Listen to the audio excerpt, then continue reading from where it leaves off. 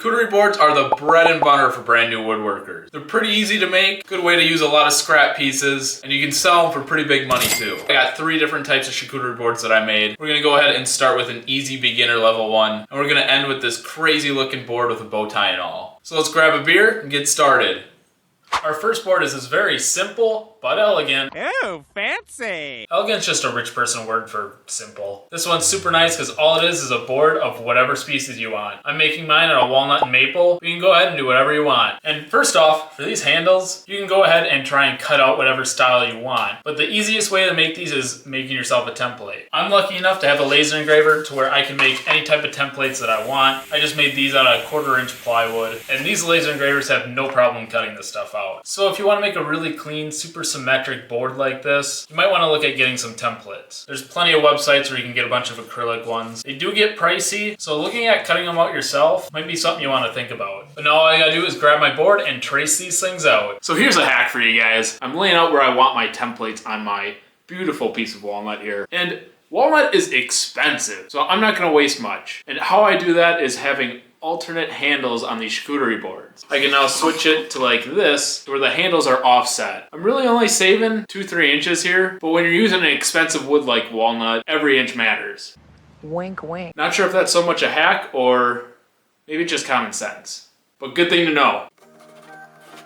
So once I got these things traced out, I'm gonna do a rough cut with my jigsaw. And everyone and their mothers is gonna tell you that you need a scroll saw blade. But I like using just a regular wood cutting blade. A lot of times with that scroll saw blade, you'll end up with a rhombus type cut. Maybe not rhombus, whatever shape this is. But as long as you're taking your time and doing shortcuts like I'm doing here, I think using a wood cutting blade works a lot better because you don't get that giant slant cut on your wood. And now I'm just gonna grab that template that we made earlier, and I'm just gonna put a whole bunch of sticky stuff on it. I use double-sided tape, but you can really do whatever you want. It's really popular just to use masking tape and CA glue. Kind of a weird way to do it, but hey, you can use chewing gum for all I care. But this is the reason that we use the template. I'm gonna throw on my flush trim bit, and this bit's pretty cool because it has a bearing on top. What that bearing is gonna do is ride along that template. And then you can just zip around the template and you got that perfect cutout. And once we get it off the router table, all we gotta do is take the template off, and this is where you gotta battle all that sticky stuff you put on. Ugh, maybe chewing gum would have been easier. And then for these little boards, I didn't want these sharp edges on them. A lot of people don't like them, but I like a little round over. My go-to is a 3/8 inch round over bit, which I think leaves the perfect amount of round on it. That's not a real word, but keep trying. And let me know what you guys think, but I think doing this is one of the most satisfying things you can do in woodworking.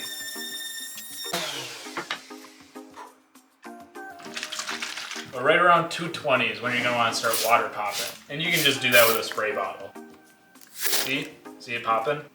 But after 220, we're gonna do another one at 300. But I'll spare you the video. It's not exciting.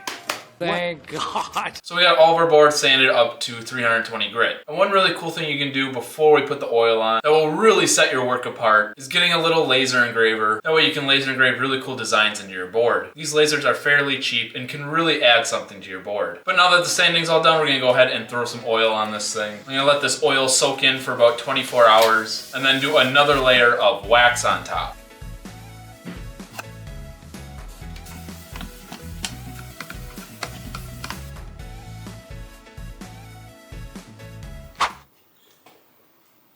Alright, so live edge. These are my favorite types of charcuterie boards. That's my favorite. If you get the right piece, you can make some really cool ones. You can see I already grabbed one out of this board. That's what this thing is.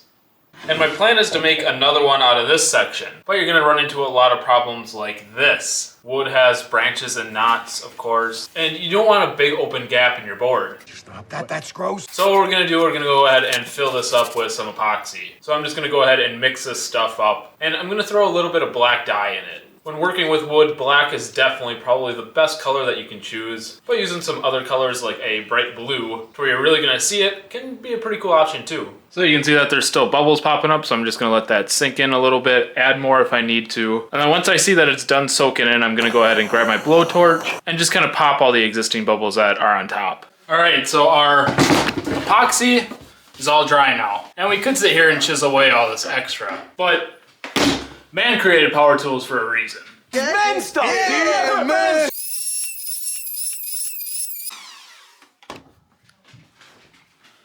So much faster.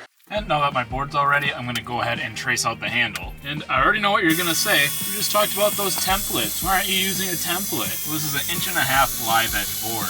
Each one of these live edge are gonna be unique in its own way, and I try and give it a unique handle. And when you're dealing with larger, thicker charcuterie boards like this, it is pretty easy just to grab a jigsaw and cut one out that you traced. So if you're making unique, bigger charcuterie boards, yeah, a template probably isn't needed. And right around here is where I kind of realized this looks a little funky. So by just using a little editing magic, I can turn this into this. And now that I got the right shape that I want, all I gotta do is do a little round over on it. And of course, doing my sanding. What's nice about water popping is that you don't have to let it dry right away. You can see I got a freshly wet board right here and I'm just sanding it right off. And all that's left is putting that finish on, and you can just see how great that black epoxy looks on these boards. Not only that, but the figure inside of the wood where that knot is. Honestly, when you're picking out wood for charcuterie boards, it's something that you want to look for. Something that'll give these boards some figure, that'll make them really stand out. Alright, so this last one is going to be a pretty cool one. I'm pumped. I have a chunk of what's called spalted maple. If you guys do a little bit of woodworking, you know that this is one of the coolest hardwoods that you can buy out there. This is just a little chunk that I got left over from a little table build I got. I'm using spalted maple and some epoxy to make a little end table. And you guys are for sure going to want to hit the subscribe button so you can see how this table ends up. It's going to be sweet. Sweet. But this chunk of wood does have a few issues that we need to address. So first off, spalted maple, definitely not great for cutting boards. So spalted maple comes from maple, obviously. It's left outside for a while so a fungus can get at it. And that's what leaves these really awesome black lines that come through it. And this wood is now kiln dried. All the fungus is dead in it, but it can leave some soft spots. And although maple is probably the best wood to use for a cutting board, once the fungus gets at it like this, it's just not anymore. But for something like a charcuterie board, where all you're really doing is placing some food on top of it, I'd say it's completely fine. You probably don't want to be chopping meats on top of it, but if you're grabbing some off of it, don't worry about it. And it's definitely worth it to see how cool this thing is going to be. This is gonna be awesome. Now here's the fun part, is seeing what you can make out of this. I think my piece is a little too small to add a big old handle like this one has. So we're gonna try something new with this. So for this one, I'm gonna end up putting the handle on the inside of the board. This helps save a lot of the wood if you're working with a smaller piece, but it still gives it the functionality of the handle.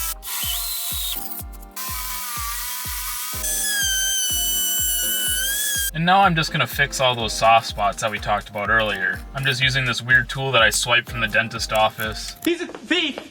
I'm also gonna make sure that I take all the bark off the edge of this. And I'm just gonna fill this up with some clear epoxy. Some 5-minute epoxy works great, and I'm just using it on all the soft spots and all these bug holes that I found. So not only do I have a bunch of voids in here that I'm gonna have to fill up, but I also have a giant crack down here. And just pouring some epoxy in there probably isn't gonna fix it. But I am gonna go ahead and throw some epoxy in here, and I'll show you how I fix this crack. Well, not fix it, but just hopefully keep it from cracking more. That was a good idea. That was a good call. Good idea. For those larger bark intrusions, I'm going to use some black epoxy to fill those up. For larger voids, clear epoxy is just too noticeable, so using a color that will match your wood will hide those a lot better. And you can see after I chisel the top off, how much that black just kind of matches into the board and makes it look more natural. And now I'm going to work on this crack. So since the crack's there, we can't really fix it, but we can stop it from getting any bigger. I'm going to do that by installing a bow tie. Installing this with the epoxy that's already in the crack will definitely make this board stable enough, and it will prevent this board from cracking any further. There's multiple ways to install a bow tie, ranging from expensive templates to just doing something easy like I'm doing. Using a piece of tape as a guide is one of the easiest ways to do it. And I'm just going to use some more black epoxy as the glue for the bow tie. I'm still trying to figure out what the best tool is to spread this stuff around. A chunk of wood definitely wasn't the best. I guess this thing worked fine. But I had almost a perfect fit. No fancy jigs, no expensive whatever tool. I mean, maybe I should have taken this tape off beforehand, but I mean, it still worked out fine.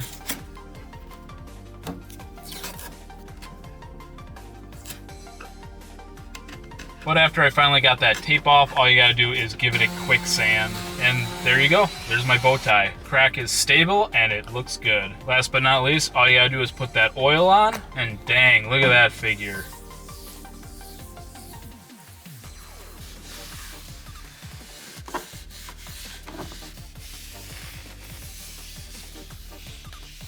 And now that our wax is all dry, our board is complete. And I really love the way this thing turned out. A lot of time and effort went into filling those bug holes, but man, this thing turned out sweet. I really do love those black lines inside that maple. But there you go, you can go ahead and make your own charcuterie board. Make a couple extra bucks for your shop. Most importantly, don't forget to grab a beer and build something.